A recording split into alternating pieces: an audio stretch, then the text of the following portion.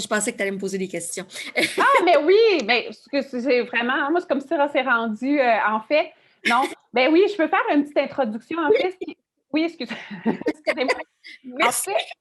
fait, ce que Mme Charbonneau a apporté, qu'on a trouvé vraiment très intéressant, c'est, ben, je suis supposée de la poser comment, Mme Charbonneau, la question? Parce que là, j'ai comme Mais peur on de vous jase, là. briser. On est comme dans un talk show, là. Exactement, on est comme dans un talk show. Donc, pouvez-vous nous dire, en médecine dentaire, qu'est-ce qui a été mis en place pour faire en sorte que les étudiants soient bien intégrés, en fait, dans leur programme d'études?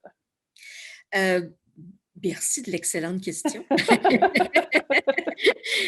il y a déjà quelques années, on a mis en place, bon, je constatais qu'il y avait un petit peu d'attrition dans notre programme. Très peu, parce que ce n'est pas un programme où il y a beaucoup d'attrition, mais tout de même. Puis des fois, je trouvais qu'il y avait des étudiants qui n'étaient pas tout à fait à leur place en médecine dentaire, qui nous disaient qu'ils n'étaient pas à leur place. Ce n'était pas un jugement de ma part, mais qu'eux disaient, ah, ben, finalement, ce n'est pas pour moi la médecine dentaire.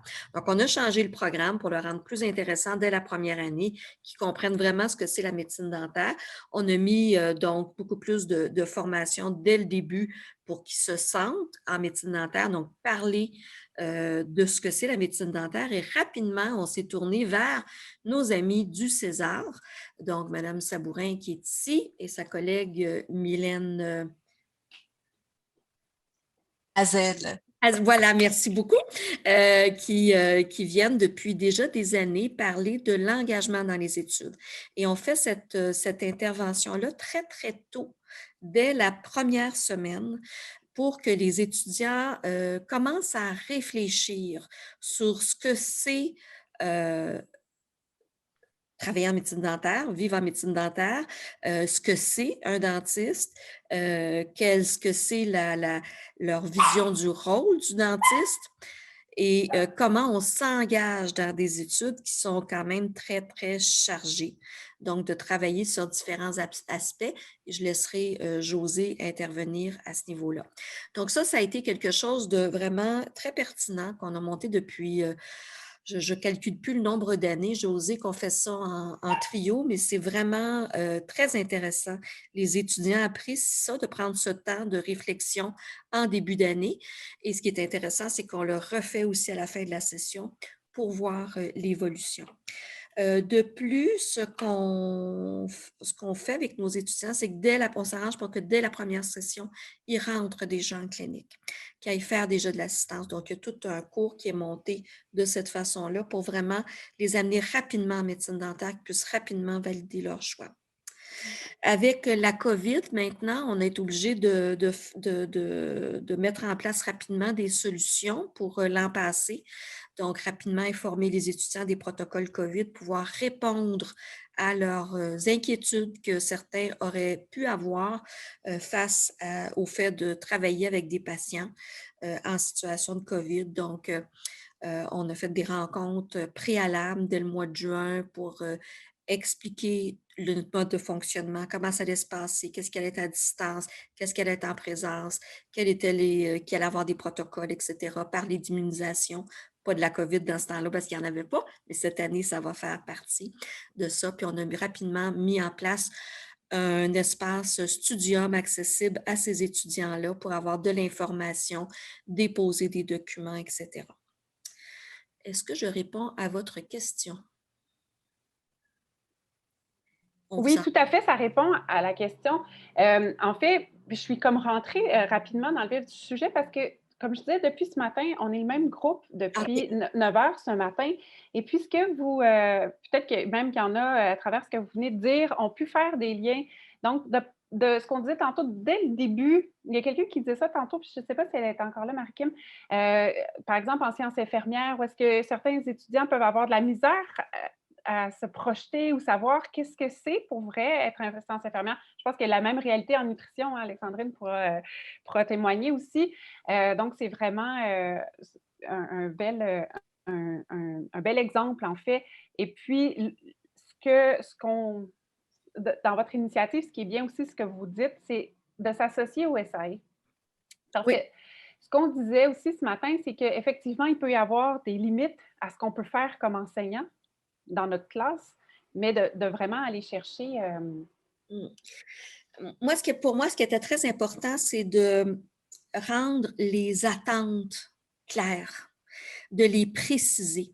Donc, dans ce cours-là d'introduction à la médecine dentaire, on se sert de cet espace-là pour vraiment préciser les attentes. On parle d'éthique, on parle beaucoup de comportements professionnels. On insiste beaucoup sur ces aspects-là, tout en présentant tous les aspects, toutes les différentes disciplines de la médecine dentaire. Parce que la plupart des étudiants, ce qu'ils connaissent du dentiste maintenant, c'est l'orthodontiste. Ils veulent tout, là, quand je demande en début d'année, qu'est-ce que vous voulez devenir, qu'est-ce que vous voulez faire?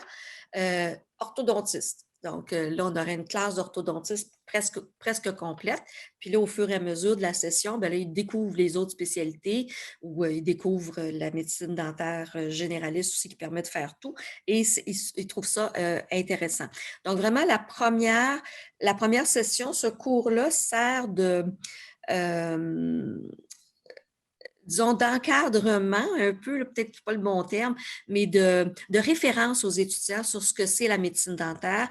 On leur fait déjà faire de la simulation dans le laboratoire de simulation.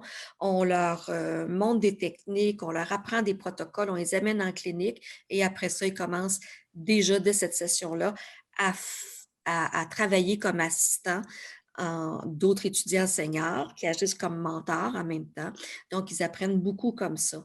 Et on les fait réfléchir avec les psychologues du César sur ce que comment leur vision change de ce que c'est un dentiste, la relation dentiste-patient et du rôle du dentiste dans la société. Là. Donc, on les fait réfléchir à tout ça, c'est fort intéressant.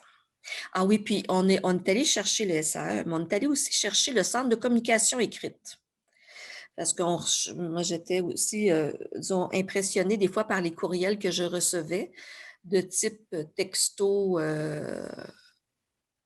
disons, sans les formes.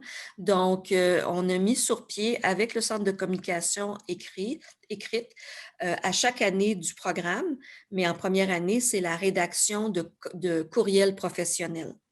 Donc, on a cette collaboration-là aussi qui est très, très, très intéressante. Maintenant, je reçois des beaux courriels, bien structurés, bien identifiés. Je sais qui m'écrit. Vous devriez voir ça. Là, il y en a, c'est des exemples de livres, tellement c'est beau. Là. Donc, des belles collaborations avec des services qui existent à l'université puis qui sont toujours très heureux de collaborer avec nous, puis nous avec eux, bien sûr. Votre dernière intervention, ça me fait penser à une phrase de ne pas juste déplorer, par exemple, que les étudiants ne savent pas écrire ou ne savent pas se présenter, mais les outiller. Parce que souvent, puis on se bute aux mêmes choses, ils ne sont pas capables de faire telle chose, ils ne sont pas capables de prendre un rendez-vous. Mais donc, ça fait partie de ça, la première session. Puis souvent, on entend des choses comme en disant, mais est-ce que c'est vraiment à nous de le faire? Mais oui, c'est à nous, surtout dans les programmes professionnalisants, ne pas prendre pour acquis. Puis ça fait partie du savoir-faire à développer. Ça fait partie de nos attentes. Oui. On s'attend à ce que les étudiants développent ces compétences-là, puis puissent le faire parce qu'ils vont avoir à communiquer avec leurs patients, à l'oral, à l'écrit. Donc, on a rajouté ça, puis on est content. Les étudiants sont contents aussi, ils apprennent des choses.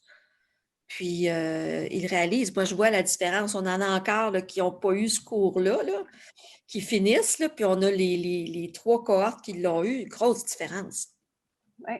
Mais puis donc, dans les activités concertées, puis je ne sais pas comment est-ce que vous en êtes arrivé, vous, de manière concertée, justement, à cibler ces pistes d'action, tu sais, ces besoins.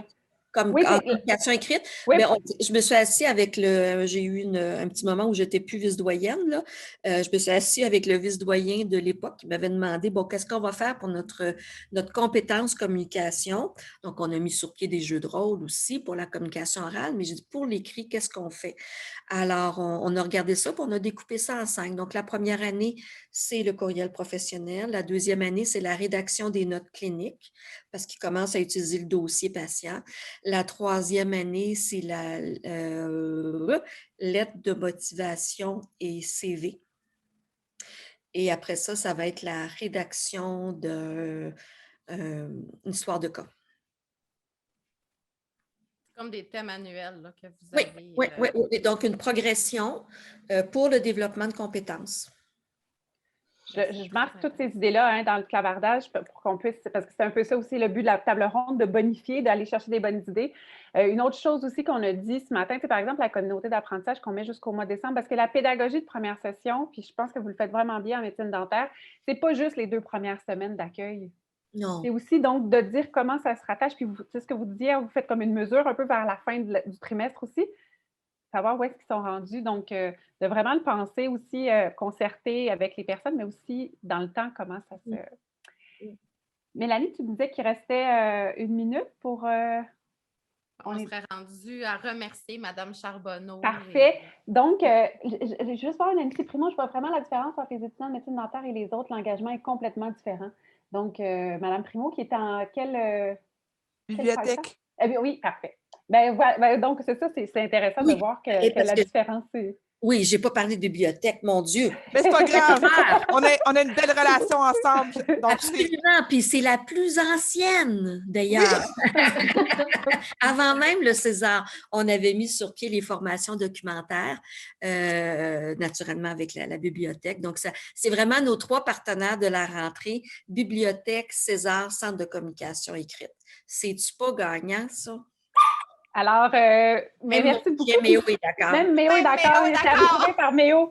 Merci beaucoup, Mme Charbonneau. Donc, ce qu'on va faire, c'est qu'à la fin, il va y avoir une période de questions. Donc, préparez vos questions, vos commentaires pour chacun, puis après, vous pourrez vous adresser à un ou l'autre des participants. Quand on a rencontré nos invités, hein, les grandes questions, c'était qu'est-ce que vous mettez en place dans votre programme et puis c'est quoi pour vous une rentrée idéale, puis qu'est-ce que vous pourriez suggérer? Alexandrine va nous parler d'une initiative qui a été faite en nutrition pour la communication avec les étudiants. Merci, Julie. En fait, c'est ça, avec l'arrivée de la pandémie, l'enseignement à distance, on était en réflexion à savoir qu'est-ce qu'on peut faire pour outiller nos étudiants, les encadrer, établir un lien avec eux, parce qu'on avait des nouveaux étudiants qui arrivaient en première année dans un enseignement à distance, puis on disait comment qu'on va faire ça? Il y a tellement de nouveautés, tellement de nouvelles choses à savoir. Puis, on avait entendu parler de ce que la faculté de pharmacie avait fait, donc un guide étudiant pour les études à distance. Puis, tu sais, c'était vraiment, ils avaient mis leur couleur à eux, puis on s'est dit, on aimerait vraiment faire ça. Puis l'année passée, justement, dans l'école d'été du CPU du mois de juin, Julie parlait que ça pouvait être une idée intéressante de créer une page Studium programme. Donc là, on s'est dit, c'est formidable, on va faire le guide étudiant qu'on veut faire, mais dans une page Studium programme. Donc, on a créé notre page Studium pour les étudiants de premier cycle en nutrition. Puis vraiment, on voulait aider les étudiants, les premières années qui arrivaient dans ce contexte-là à distance, mais aussi maintenir le contact avec nos autres étudiants parce qu'on est habitué de les voir, de faire des activités avec eux que l'on ne pouvait pas faire. Puis, on voulait aussi regrouper les ressources parce qu'on sentait que parfois, ils étaient un peu étourdis avec tout ce qu'il y avait comme ressources à l'université. Puis, on voulait aussi leur donner des consignes pour pas que chaque enseignant du département ait à répéter à chaque fois. Vous savez, la netiquette, ça existe. Vous savez, c'est ça les consignes. Vous savez, dans Studium, pour les examens, ci, ça, ça. Donc, on a voulu mettre ces choses-là sur notre page Studium. Puis, on avait aussi, on voulait optimiser la façon dont on communiquait avec eux. Tu sais, on fonctionnait souvent par des listes d'envoi avec des courriels. Puis, souvent, on avait l'impression, puis c'est ce que les étudiants nous disaient aussi, qu'il y avait des courriels de perdus, qu'ils ne les retrouvaient pas dans leur boîte courriel, tout ça. Donc, on s'est mis aussi à communiquer avec eux via le forum Nouvelles de la page Studium de notre programme de premier cycle. Donc, ce que ça permet, c'est que tous les étudiants sont abonnés automatiquement à ce forum-là. Donc, quand on écrit un message directement dans le forum, ça leur envoie une notification dans leur boîte courriel. Puis, ça les compile aussi. Donc, si un étudiant a perdu l'information, ne retrouve plus le courriel, bien, il peut se rendre sur la page Studium qu'on a créée, cliquer sur le forum Nouvelles et là, il retrouve toutes les communications avec les dates qu'on leur a fait parvenir, toutes regroupées. Donc, on a trouvé ça super intéressant dans la dernière année d'utiliser ça. Puis, dans le fond, pour le reste du temps que j'aurais aimé vous présenter ce qu'on a fait. Donc, je vais vous partager mon écran parce que juste de mettre des images un peu sur ce dont je vous parle. Donc, on s'est questionné à savoir qu'est-ce qu'on allait mettre sur la page. Évidemment, on ne réinvente pas la roue. Il y a des ressources formidables qui sont faites par les services aux étudiants. Donc, on est parti, entre autres, de ça. On le met aussi en évidence dans notre section qu'on a appelée les incontournables au début. Puis, évidemment, on les remercie dans notre section ressources supplémentaires et remerciements à la fin. Donc, on a programmé la page pour qu'il y ait suffisamment de choses, puis on voulait que ce ne soit pas trop lourd au premier coup d'œil. Donc, il y a énormément d'informations qui se retrouvent dans les sous-sections ici, mais on voulait vraiment mettre certaines choses de l'avant. Donc, nos incontournables. Évidemment, on va probablement changer des choses qu'on a mis là-dedans avec la session potentiellement en présentiel ou à demi en présentiel qu'on risque d'avoir. Donc, la page évoluera parce que c'est un besoin qui a émergé avec la pandémie, mais ça fonctionne tellement bien que c'est sûr qu'on va garder cette ressource-là. Puis, donc, vous avez ici ce qu'on a mis dans nos incontournables. Puis nous, au département, on a aussi ce qu'on appelle un guide étudiant, où est-ce qu'on regroupe toutes les informations, le fonctionnement au département, les consignes qu'on donne aux étudiants pour les examens, l'achat d'uniformes, vraiment, toutes les réponses sont là pour les étudiants. Puis avant, on le mettait sur notre site web. On se rendait compte que c'était pas nécessairement tout le monde qui allait le voir là. Fait qu'on le met aussi en évidence sur notre page. Puis après ça, on s'est dit on va faire différentes sections avec des ressources pour eux, pour les aider à s'organiser dans ce contexte-là. Je m'excuse, mon réseau ne va pas bien aujourd'hui, de sessions à distance. Puis, ce qu'on trouve intéressant, c'est qu'on a des super belles statistiques de consultation pour la page. Les étudiants la consultent régulièrement, probablement aussi grâce au fait qu'on communique avec eux via le forum nouvelles. Donc, ils reçoivent la notification dans leur courriel, mais ça les ramène tout le temps. Souvent, ils vont cliquer sur l'hyperlien dans leur courriel, dans le forum nouvelles, puis ils vont aller sur la page. Donc, ça les ramène souvent sur notre page. Puis, je pense que ça contribue beaucoup au fait qu'il y ait beaucoup de visites sur la page. Je me promène là, dans les différentes sections. Donc, on voulait mettre en lumière, par exemple, les choses qu'on jugeait les plus importantes sur Studium. On leur a parlé des examens qui sont en ligne, la netiquette. On a fait aussi une section pour la gestion du stress parce qu'on savait que c'était un enjeu vraiment particulier avec la pandémie. Puis, on voulait leur donner des ressources. Nous, au département, on participe au programme de sentinelles. Donc, on a mis les noms de nos sentinelles sur la page parce que des fois, c'est pas une information que les étudiants trouvent facilement. On a aussi un programme de pairs aidants au département, donc on l'a mis en évidence sur la page. Puis, c'est vraiment un projet qui est amené à évoluer. Donc, voilà. Donc, si jamais vous voulez que je vous ajoute sur la page pour pouvoir la consulter plus en détail, si vous voulez installer ça chez vous, ça va me faire plaisir juste à m'écrire. C'est tout. Alex, merci beaucoup, Alexandrine. Puis je ne sais pas, je m'excuse si je l'ai peut-être manqué parce que je mettais dans le clavardage en même temps, mais est-ce que tu as mentionné le fait dans cette initiative-là, les étudiants sont au courant des nouvelles qui sortent, mais puisque les professeurs puis le personnel administratif sont inscrits aussi, ça fait que tout le monde entend la même information ou tout le monde a accès à la même information. Exactement. On a ajouté tout le personnel enseignant aussi comme participants sur la page. On les met en mode visiteur, donc eux, ils ne sont pas automatiquement abonnés au Forum Nouvelles, mais ils ont juste à aller s'abonner s'ils veulent avoir toutes les notifications ou se désabonner s'ils le souhaitent. Puis effectivement, parce que souvent, notre direction nous faisait des suivis, mais il y a toujours parfois un petit délai entre les suivis. Là, on avait vraiment l'information exacte qui était communiquée par la direction. Puis, on se m'a donné une idée. Là, je l'ai oublié. Quand je parlais du personnel administratif, savoir que tout le monde avait la même information. Ah oui, puis c'est super facile à gérer là, les inscriptions. Nous, il y a un pont avec Synchro, puis notre page Studium, donc je ne passe pas ma vie à inscrire des personnes là, sur la page. Ça se fait automatiquement dès qu'il y a un admis, dès qu'il y a quelqu'un qui quitte le programme, la mise à jour se fait. Donc, ça va super bien. Parfait. Mélanie, ma co-animatrice, est-ce qu'on est correct dans le temps? Est-ce qu'on peut prendre On est en plein dans le temps. Il n'y a pas de problème. On a un petit 2 minutes de plus même. Excellent. Donc, il y a Marie-Kim qui dit qu'il avait fait aussi ça en sciences infirmières, mais qui était peut-être moins développée. Puis Alexandrine, c'est ça, propose de partager gentiment. Est-ce que je Ah peux oui? ajouter que Oui. je suis une de celles qui a profité d'Alexandrine et de son travail. Donc, on avait déjà notre page dont je vous ai parlé et puis je suis allée l'améliorer et demain, je discute avec Studium pour justement que tout mon programme y ait accès. Donc, ça m'a donné l'idée lors de la dernière table ronde de dire, mais pourquoi j'ai fait ça juste pour les premières années? Je vais faire ça pour toute la classe. Alors, une belle retombée. Oui, Excellent. merci Madame Charbonneau. Puis Julie, je me permets d'ajouter, là, on est en train de construire notre page Studium de programme, mais pour notre deuxième cycle. Donc, on va répéter certains contenus, mais ajouter aussi des nouveaux contenus pour cette nouvelle page-là. Excellent. Bravo à vous deux. Oui, Et à vraiment. vos équipes. Ludivine et Charles, si vous êtes prêts, ce serait à votre tour. La dernière fois, on avait commencé avec Ludivine. Est-ce que c'est correct pour toi encore d'y aller? C'est bon, je vais y aller. Du coup, bonjour tout le monde. Moi, je suis une étudiante qui vient de France. J'étudie en baccalauréat histoire et donc je vais passer en 3e année. Et déjà, je voulais remercier Alexandrine pour la présentation parce que je trouve ça vraiment bien que votre programme ils offre l'accès à ces ressources sur Studium parce que une des difficultés que j'allais mettre en avant justement, c'est la difficulté d'accès aux différentes ressources offertes par l'Université de Montréal. Et c'est vrai qu'en tant qu'ambassadrice et ambassadeur avec Charles et le reste de l'équipe, on a souvent des questions propres à certains programmes et nous, on n'a pas toutes ces connaissances et je trouve ça hyper pertinent de mettre à disposition tout ça pour vos étudiants.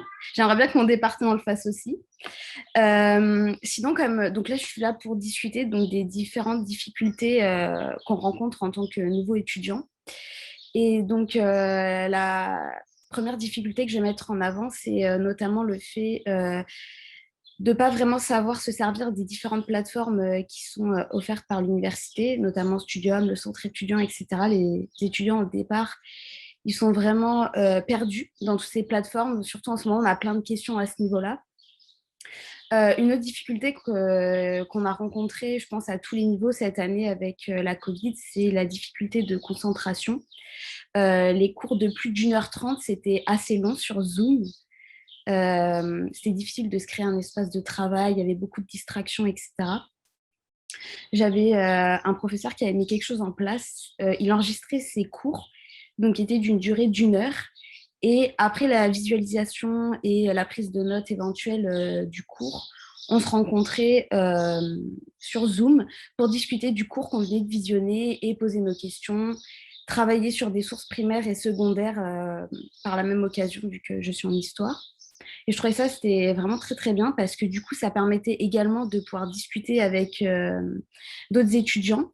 Et ça, c'était une difficulté, je trouve, que j'avais rencontrée en première année, c'est-à-dire la difficulté de rencontrer, de se créer un réseau, c'est-à-dire se créer un groupe de travail pour pouvoir se partager les tâches éventuelles de travail, comme par exemple se partager les lectures, etc. Et ça, c'est quelque chose qu'on a mis beaucoup plus en place, notamment dans ce cours, et ça nous a allégé notre charge de travail qui peut parfois être importante quand on a, admettons, 5 cours avec plein d'examens, plein de travaux à rendre, etc. L'autre difficulté que je voulais mettre en avant, c'était la difficulté d'acquérir de nouvelles méthodes de travail quand on arrive à l'université. Souvent, ça peut être un gap important entre le lycée pour moi ou le cégep pour les étudiants québécois et l'université. Par exemple, c'est très difficile de comprendre comment rédiger correctement un travail parce que peut-être qu'on ne le rédigeait pas de la même manière dans nos études secondaires. La difficulté principale que j'ai rencontrée personnellement, c'était la prise de notes.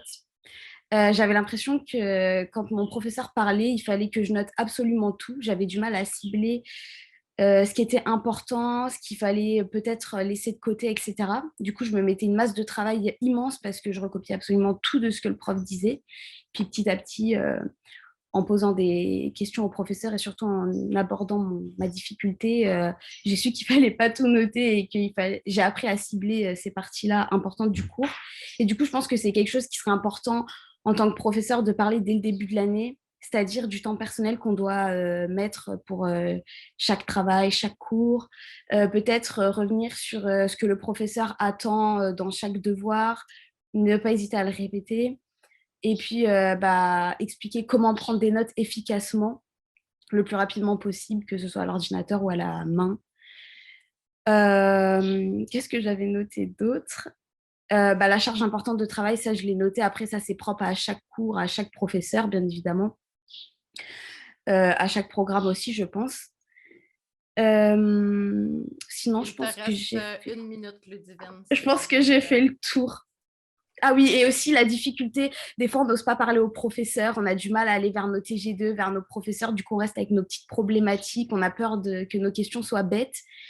Et je pense que ce serait peut-être un point où il faudrait insister en disant qu'il n'y a pas de questions bêtes. Souvent les professeurs le disent, mais on a quand même peur de s'aventurer à écrire aux professeurs. Donc voilà, mais sinon je pense que j'ai parlé de tout et je trouve qu'à l'université de Montréal, on est quand même pas mal appuyé. J'avais fait d'autres universités en France et c'était loin d'être le cas, mais c'était vraiment pour accentuer certains points voilà, qu'on pourrait améliorer.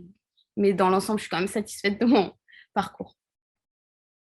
Oui, puis ça faisait partie des consignes. Ludivine, elle avait vraiment le droit de donner des recommandations. C'est ce qu'on voulait. Mais non, merci beaucoup. Hein. Puis encore, je vais juste faire des liens. Ludivine, tu n'étais pas là ce matin, mais des liens qui ont été faits au cours de la journée, de ne pas hésiter, de modéliser, de donner des exemples de ce à quoi on s'attend pour une prise de notes.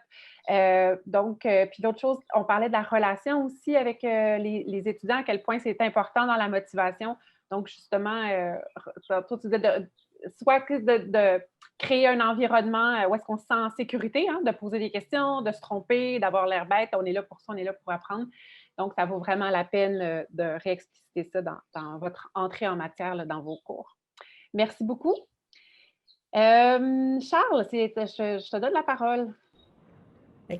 Bonjour. Donc, moi, je vais vraiment vous parler de l'adaptation d'un étudiant qui n'est pas quelque chose à prendre à la légère. Parce que un gros problème, c'est que pas tout le monde a la même capacité de s'adapter. Et qu'est-ce que je trouve, c'est que souvent, un modèle est pour un profil d'étudiant en particulier, mais il y a tellement d'étudiants puis de profils différents. Admettons,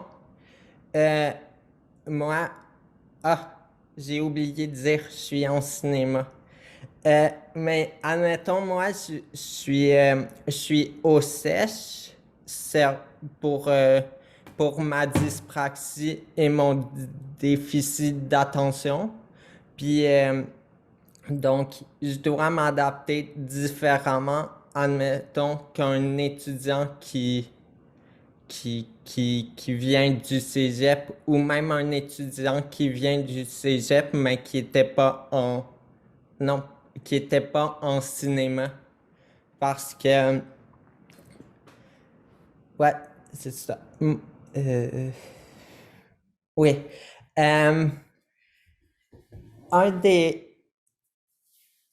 Parce que dans le programme, dans le fond, cinéma, c'est un programme où que pour rentrer, il t'a pas nécessairement besoin de préalable. Mais même si tu n'en as pas besoin, ça veut pas dire que tu vas être au même niveau que tout le monde. Admettons, quelqu'un qui a fait ses cours en sciences humaines va pas avoir la capacité d'analyser un film comme quelqu'un qui a fait ses cours en cinéma. Donc, tu as vraiment plusieurs profils et c'est difficile. Je suis perdu dans mes pensées, désolé. Mais c'est difficile pour tout le monde de s'adapter puis d'aller sur le même de chemin. Comme moi, ma première chose qu'on m'a dit en rentrant à l'université, je parlais au sèche et tout, et c'est tu as le droit à un preneur de notes, mais ça, tu vas devoir le trouver tout seul et personne ne va t'aider pour ça. Fait que tu arrives à l'université, tu connais personne et tu dois passer ton premier cours dans chaque classe à regarder dans les petites caméras sur Zoom pour trouver la personne que tu penses qui va prendre les bonnes notes puis qui va t'aider. Parce que j'ai jamais appris à prendre des notes. J'ai toujours eu un preneur de notes ou des accommodations. Donc, j'en ai vraiment besoin. Sinon, je manque des parties du cours et tout. Et c'est... Ouais, manque. Puis, je suis rendu où? Donc, ouais. C'est ça, je manque des parties du cours puis tout. Et c'est un autre point, c'est que pas tous les étudiants ont les mêmes capacités d'apprentissage et vont arriver à un point en même temps que tout le monde. Donc, je pense qu'il faut vraiment prioriser les différentes approches. Donc, moi, par exemple, j'étais arrivé à l'université, j'ai eu ma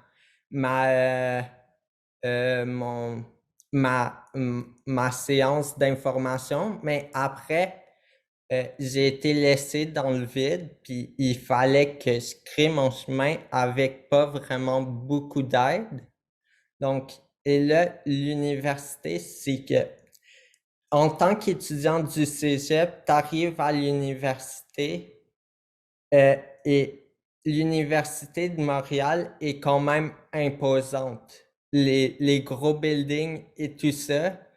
Donc, tu regardes ça et c'est presque un rêve. Tu te demandes, genre, est-ce que j'étudie vraiment là? Et tu réussis à t'adapter peu à peu, mais tu n'atteins jamais vraiment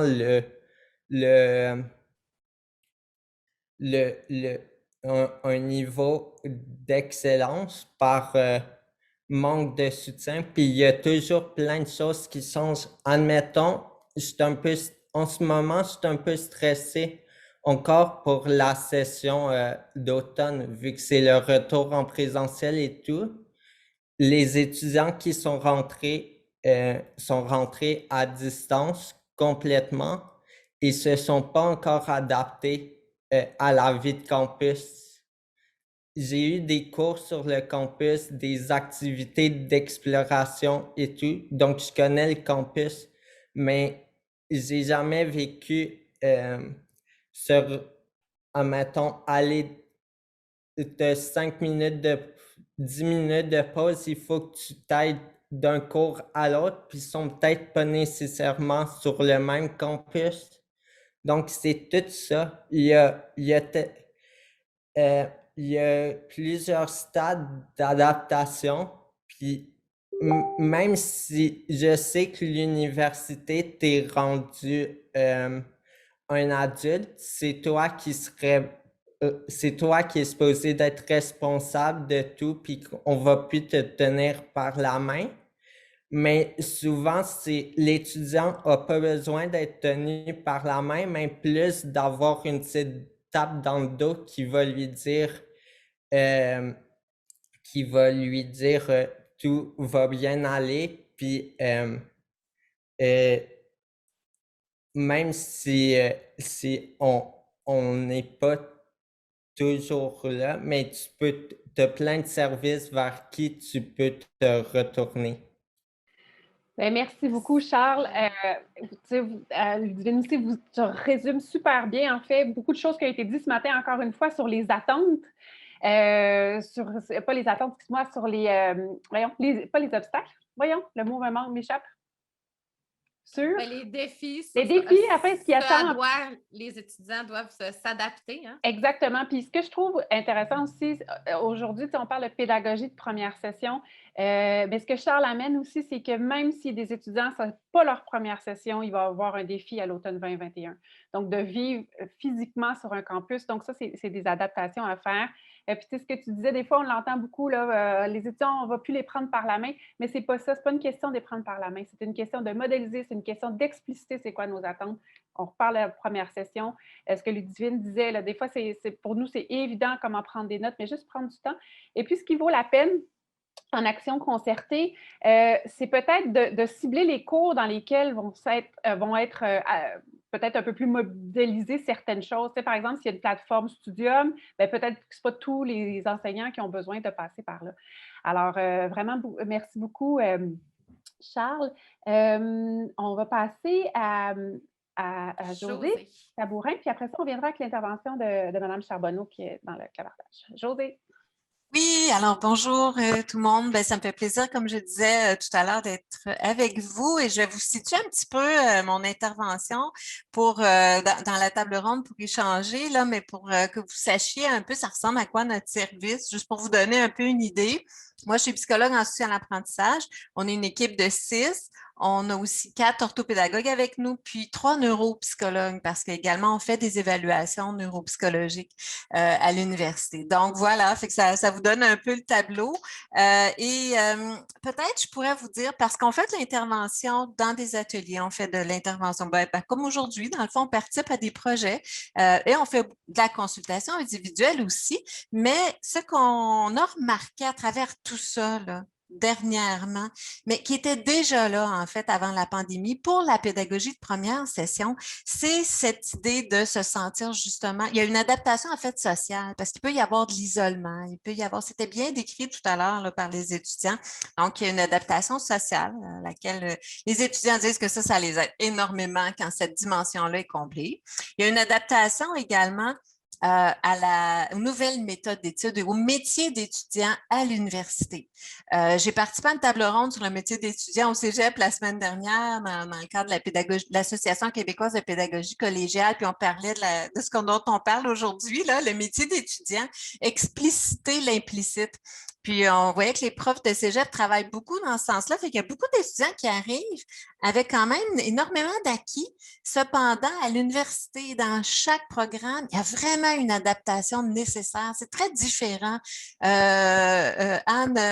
Madame Charbonneau, tout à l'heure, parlait de justement la médecine dentaire. On parlait de nutrition. Donc, chaque programme, l'histoire, chaque programme est vraiment différent. Qu'est-ce qui est important? Et ça, c'est ce qu'on pourrait appeler le métier d'étudiant. Il n'est pas simple là, à définir parce qu'il y a quand même beaucoup de choses, mais c'est comme ce qui est les compétences, en fait, qui vont nous aider à être capables de bien assimiler l'information, bien l'intégrer, bien jouer avec l'information et les compétences qui sont plus transversales. Donc, nous, ce qu'on fait par rapport à ça, c'est que depuis longtemps, on a fait toutes sortes de projets et d'ateliers. Je vais vous donner quelques exemples tout à l'heure, mais on a aussi défini des guides, là, mais tu sais, ça, c'est transversal. Dans les constats, l'autre élément, les étudiants en ont parlé tout à l'heure, les problématiques de motivation et de concentration. J'ai l'impression qu'il n'y a pas un étudiant, moi, que j'ai rencontré cette année qui ne m'a pas parlé de ça. Parce que c'était vraiment au cœur des défis que les étudiants ont rencontrés. Puis viser l'autorégulation et l'engagement, comme faire de la métacognition, comme dans la formation encore là, dont on parlait tout à l'heure en médecine dentaire. Offrir des espaces de concentration, des espaces mentaux, des espaces donc de vraiment être tâches et pas multitâches, des espaces concrets pour avoir un environnement de travail. Ça, ce sont des choses qui ont aidé énormément puis qui vont continuer d'aider pour la suite. Puis, on parle de plus en plus, si vous avez suivi l'actualité, l'anxiété de performance à l'université, on a commencé à s'intéresser à étudier les étudiants, comment ils vivent l'anxiété de performance. Ça a probablement toujours été là, mais il y a quand même une augmentation qu'on a tendance à remarquer. Mais en tout cas, c'est plus nommé. Et les étudiants vont avoir à travailler, dans le fond, quand on parle d'anxiété de performance, on va parler de sentir qu'on a des compétences pour faire face à, dans le fond, aux tâches demandées, puis avoir des attentes très réalistes. Et quand les profs placent les éléments spécifiques de compétences à développer et les attentes, ça aide énormément à passer, dans le fond, de l'anxiété. On va vivre du stress pareil, mais du bon stress, un stress de performance, là, de motivation et moins celui qui enlève finalement l'énergie. Alors, à travers tout ce qu'on vient de nommer, je vais vous parler un peu de quelques ressources qu'on a. Je pourrais vous en parler encore longtemps, mais je vais essayer de vous dresser un tableau des grandes lignes. Donc, la session prochaine, on a mis sur pied des groupes d'études virtuels. Là, les étudiants vont pouvoir se connecter puis venir travailler en groupe. Ça va durer 2-3 heures. Il va y avoir de l'animation. On a commencé ça cette année, mais on va les maintenir et on va nous former aussi des étudiants qui vont pouvoir animer ces groupes-là. Alors, pour l'instant, on va en avoir 2 par semaine et on vise plus. On vise plus, on est optimiste de pouvoir avoir 5 groupes par semaine. Tous les étudiants de l'Université de Montréal vont pouvoir se brancher là-dessus. Donc, ils vont retrouver là des gens, mais ça se fait en individuel. Tu travailles à ton bureau, un peu comme Taisez-vous fait, s'il y en a qui connaissent Taisez-vous pour les études supérieures. Métier d'étudiant 2.0, on a réussi à le développer beaucoup. Il est via Studium. Tout à l'heure, je vais vous le mettre je vais vous donner les ressources là, dans le chat. Donc, on a accès à ça. Donc, on a beaucoup de tutoriels spécifiques sur la gestion du temps et tout qu'on a essayé de donner au plus de monde possible. On a aussi beaucoup de groupes, nous, de support. On fait, entre autres, un groupe TDAH de coaching, un groupe sur la gestion du stress qui s'appelle Corsa. Donc, ça, les étudiants, vous allez avoir accès à notre site. Pour l'instant, il n'y a rien dessus, mais il va y avoir. C'est sur les liens pour participer à ça, puis vous encourager les étudiants à y participer. On a plusieurs ateliers du métier d'étudiant. Moi, j'appelais ça les jeudis 5 à 7 avant. Je donnais cette série d'ateliers, puis il y avait un groupe d'étudiants qui revisitaient l'ensemble du métier d'étudiant à l'université. On avait même réussi à avoir des jus à un moment donné. Donc, il y a cette idée de repasser la lecture, la prise de notes, la rédaction, tous ces outils-là. Maintenant, on ajoute l'anxiété de performance et on a des ateliers spécifiques pour les étudiants aux études supérieures parce que la pédagogie de première session, c'est la même chose pour la maîtrise et le doctorat. Parce que là, il y a d'autres enjeux auxquels les étudiants vont être confrontés. Et également, on fait beaucoup de formations sur mesure en collaboration avec les départements, les associations étudiantes, les professeurs. Je pense entre autres à l'approche de la CUA, la conception universelle de l'apprentissage, qui est une pédagogie inclusive qui est appuyée d'ailleurs par le CPU s'il y a des profs qui veulent développer cette approche-là. Donc, et pour terminer, on a des consultations individuelles. Les étudiants ont un certain montant, mais il n'est pas très élevé, c'est 25 $. Puis avec l'assurance de la FECUM, ils peuvent avoir aussi un bon remboursement. On a aussi des fois des consultations gratuites. Et comme je mentionnais, on commence à former des pairs aidants aussi pour des consultants individuels, pour des étudiants internationaux qui ont d'autres défis sur le plan de l'explicitation de l'implicite et de la gestion du stress parce qu'on pense que il y a beaucoup les étudiants sont intéressés par les suivis de type père aidant aussi, puis ça dédramatise beaucoup de choses. Voilà, Julie, j'ai pas mal, j'ai-tu dépassé mon temps? Non, c'est parfait, c'est excellent. On est, je ne vais pas trop dire le mot parfait, mais on est presque parfait. Voilà, merci beaucoup, Josée. Donc, tu sais, puis c'est ça, il y a beaucoup de ressources. Donc, prendre le temps, je redis un peu en équipe aussi, de faire le tour. Je ne vais pas répéter ce qui a été mentionné, mais qu'on regarde un peu notre programme, c'est quoi le profil de nos étudiants, qu'on s'associe avec nos associations étudiantes pour cibler des pistes d'action. Puis ce qu'on sait aussi, je l'ai dit encore une fois ce matin, mais quand c'est le programme aussi qui nous guide pour les étudiants, guide les étudiants, on dirait qu'ils sont comme encore plus incités à aller chercher les ressources qui leur sont proposées. Alors, on va ouvrir la période de questions. Il y avait peut-être une intervention de Anne Charbonneau qui voulait préciser quelque chose ou parler du terme inclusif. Oui, j'aimerais ça que tout le monde clique sur le petit icône participant et regarde mon nom. Alors, si vous regardez, j'ai écrit Charbonneau Anne, entre parenthèses, elle. Alors, j'ai suivi une formation la semaine passée. J'ai décidé qu'en première session, j'allais vraiment l'indiquer pour que si dans la classe, il y avait des étudiants qui aimeraient être appelés autrement, qu'ils ne se sentent pas, qu'ils se sentent inclus, qu'ils se sentent à l'aise de l'indiquer. Et de m'indiquer que pour eux, ce n'est pas il ou elle, mais ce serait elle, ou encore un étudiant transgenre qui a complété, en tout cas, qui maintenant veut se faire appeler il ou elle. Bon, ben à ce moment-là, que ça soit clair et qu'on puisse, au besoin, ouvrir la discussion pour que ça soit clair pour tout le monde et qu'il n'y ait pas de sentiment d'exclusion, justement, parce que ça nous a été rapporté, puis que si tout le monde l'écrit, donc maintenant ma signature, je l'ai indiqué dans ma signature, je l'indique dans Zoom, et à ce moment-là, ben, ça rend la pratique plus normale, et à ce moment-là, la personne qui veut l'indiquer va se sentir plus à l'aise. De la même façon que je travaillais au début en VIH, puis que je portais mon petit badge avec le signe de lutte contre le VIH. Je dis, si quelqu'un veut m'en parler, il va voir que moi, je veux contribuer à la lutte au combat contre le VIH. Donc, à ce moment-là, il va être à l'aise de m'en parler. Donc, de la même façon. Ça me fait... Mais merci pour cette intervention-là. Puis ça me fait penser à ce que Charles disait aussi.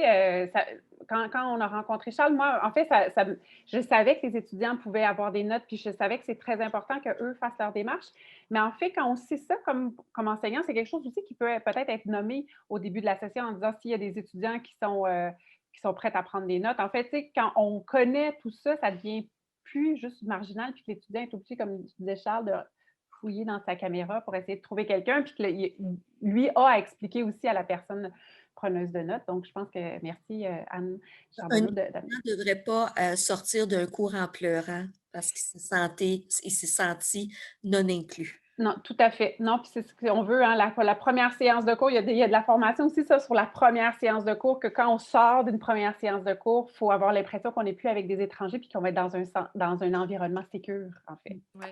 Et Anne, comment ça se vit en présence? Parce que là, c'est facile pour nous de nous renommer, par exemple, avec un pronom de notre choix sur Zoom. Dans la formation que vous avez suivie cette semaine, quelles étaient rapidement les suggestions? C'est un bon point. Ça n'a pas été discuté. Alors, tu vois, on est tellement dans le mode pandémie que je m'étais dit, hey, je fais une belle affaire. Mais je pense au moins à ma signature de courriel. C'est une belle affaire, pareil, Anne. Oui, c'est vrai. Merci. Et je veux dire, écoute, je vais réfléchir, puis je vais reconsulter l'étudiant qui nous a formés pour voir comment je pourrais faire pour peut-être en le précisant, peut-être dans le premier cours, dire que vous pouvez vous adresser à moi en utilisant le pronom « elle ». Oui, puis de l'autre côté, démontrer de l'ouverture. Donc, c'est un étudiant qui veut préciser comment il souhaite être appelé, je vous invite à nous en faire part. Je pense que ça pourrait être tout à fait acceptable. Moi, je suis partisane de clarifier les attentes et de nommer les choses. Parfait. Merci.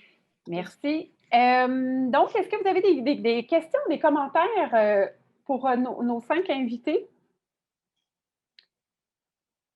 Il y avait quelqu'un je vais le lire là parce que pour nos étudiants, entre autres, je ne sais pas si vous avez pris le temps d'aller. Il y a quelqu'un qui disait que c'était très enrichissant vos témoignages et que ça permettrait des ajustements forts appréciés par nos étudiants. Alors, on l'a déjà dit, hein, la vérité sort de la bouche des étudiants et des enfants et des étudiants. Alexandrine? Oui, j'avais une question parce que ça nous a vraiment intéressés la dernière fois. Là, pendant la dernière table ronde, il y avait aussi été question des groupes d'études virtuels. Puis, on se demandait, est-ce qu'il y en a au SAE qui sont seulement pour les étudiants au cycle supérieur? Parce qu'on sait que ces étudiants-là, dans la dernière année, ont vécu beaucoup d'isolement, là, peut-être plus ou égal à nos étudiants de premier cycle, mais on se demandait s'il y avait des groupes virtuels juste pour les étudiants au cycle supérieur. Alors, bonne nouvelle, oui, on a réussi à avoir un groupe par semaine qui va être dédié spécifiquement aux étudiants des études supérieures qui vont pouvoir se retrouver là parce qu'on connaît les défis, particulièrement en période de rédaction. Également, on va créer des groupes de rédaction qui vont être accompagnés par des étudiants. Ça, c'est un de mes projets à moi que ça fait des années dont je rêve que ça se concrétise. Et je vais pouvoir former des pères aidants qui vont faire des groupes de rédaction à l'intérieur. Donc, on se dit, ben, si les profs peuvent le mentionner, ça peut devenir un lieu où est-ce qu'ils se réunissent une fois par semaine. Puis de ça, ceux qui sont intéressants, on va pouvoir créer des groupes de rédaction. C'est un peu l'idée. Fait qu'on lance notre projet à l'automne prochain, là, peut-être octobre, pour nous donner du temps, là, un petit peu placer les choses. Merci. Merci. Il y a Jérôme qui avait la main levée. Oui, en tout cas, je voulais aussi féliciter nos intervenants étudiants pour leur témoignage. Puis je pense qu'en tout cas, il y a quelque chose que j'ai trouvé qui fait chaud à mon cœur dans les propos qu'ils ont dit. C'est que l'université, c'est pas un entonnoir pour formater des étudiants pour les rendre des ouvriers spécialisés, etc. On n'est pas une école de métier. Ce qu'on est là, c'est pour offrir un cheminement intellectuel et on doit, dans ce sens-là, non seulement accueillir la diversité des étudiants, mais aussi offrir une diversité de panoramiques de ce que la carrière ou le cheminement universitaire peut être. Et là, puis je pense que c'est extrêmement important, surtout pour nos facultés professionnelles, où est-ce qu'on a une difficulté incroyable à amener des étudiants à s'intéresser au développement de ces sciences-là et plutôt les confiner uniquement dans des vocations professionnelles. Merci. Merci, Jérôme. Merci. Est-ce qu'il y a d'autres interventions, d'autres commentaires avant je veux pas te mettre sous les projecteurs, Charles, mais je me souviens que tu nous avais parlé du lien qui était important entre enseignants et étudiants, puis que c'était vraiment différent de ce que tu avais vécu cégep, université, puis la taille des groupes aussi. Donc, voudrais-tu nous en parler une petite minute? Ah oui, j'avais oublié ce point-là. Mais dans le fond, c'est que comme plusieurs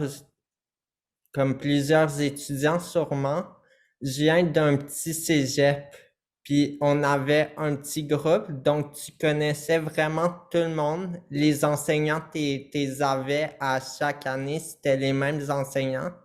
Donc, tu avais vraiment le sentiment de famille, puis tu pouvais facilement aller parler. Quand il y avait un problème, tu pouvais facilement aller parler aux autres, à tes enseignants, puis ils allaient te guider et tout. Ce qui est pas possible en tant que pandémie parce que tu n'as pas ce sentiment de proximité-là.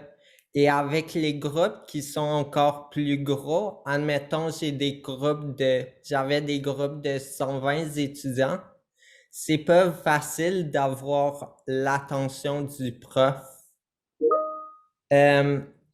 Puis, admettons, sur Zoom, la réunion, quand elle finit, elle finit. Tu peux pas aller après le cours parler à ton professeur puis dire, puis juste discuter d'une notion du cours que tu as moins compris ou de la vie en général, parce que bien que ce soit, on est là pour étudier, pour apprendre, c'est aussi le fun, le caractère humain.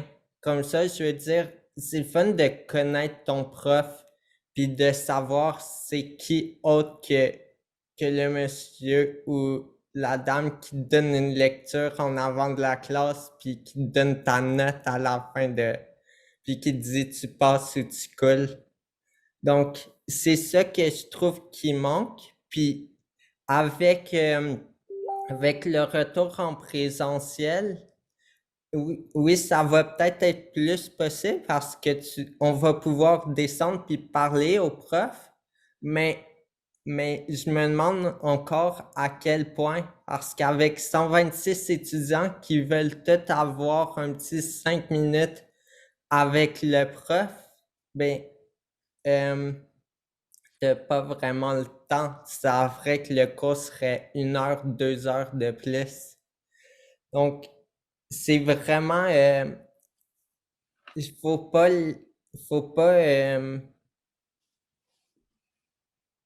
c'est quoi le mot? Il faut pas, ouais, ben c'est ça, le petit caractère humain que tu as entre ton enseignant et l'étudiant, il faut pas le laisser de côté. Souvent, euh, c'est qu'est-ce qui pousse les étudiants. Moi, dans qu'est-ce que j'ai remarqué, c'est que souvent ce petit lien-là qui pousse les étudiants à pas lâcher le cours ou à pousser toujours plus loin parce que tu as l'impression que le prof est là pour te soutenir au lieu de juste là pour te donner une note. J'aime tout le temps ça quand quelqu'un dit ce que la littérature nous dit. Tu viens comme vraiment de mettre en mots ce qu'on dit, que c'est tellement important, cette côté-là, cette relation humaine-là. Alors, ça ne pouvait pas mieux terminer, je pense, notre table ronde. Je remercie encore vraiment, puis de la part de Mélanie et de tout le groupe, en fait, qui a organisé la journée de pédagogie de première session. Un énorme merci pour ce partage-là. Il se fait vraiment des belles choses à l'Université de Montréal, puis il ne faut pas réinventer la roue. Donc, profitez de ce que les autres font. Puis je vous remercie, les invités. Je remercie vraiment chaleureusement les participants qui sont là depuis ce matin. Votre participation active, ce partage-là, cette générosité-là, qui, dans le fond, va profiter au final vraiment aux étudiants. Puis c'est la fonction première, en fait, du métier enseignant. Alors, merci à tout le monde pour cette belle table ronde. Au revoir. Merci. Merci. Au revoir.